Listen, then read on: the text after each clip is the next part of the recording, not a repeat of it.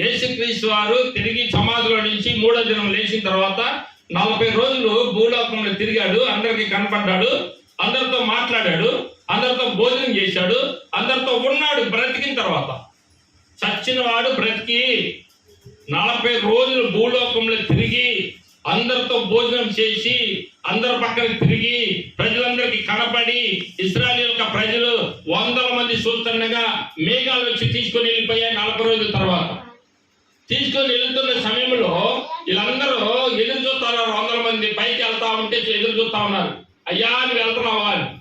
ఈ లోపు దేవదూతలు వచ్చి చెప్తున్నాయి, ఏమంటేనంటే ఓ గలిలయ మనుషులారా, ఏ విధంగా అయితే యేసుక్రీస్తు వారు ఆకాశంకి ఎక్కిపోవటం మీరు చూస్తున్నారో అదే రీతిగా ఆకాశం నుంచి మళ్ళీ రావటం మీరు చూస్తారు అని అంటారు. అది తెస్సలోనికీయులో మనకి వివరంగా రాస్తాడు 4వ అధ్యాయము 15వ వచనంలో. ఏమని రాస్తాడంటే, ఆర్భాటముతోను మహామహిమతోను బోర శబ్దంతోను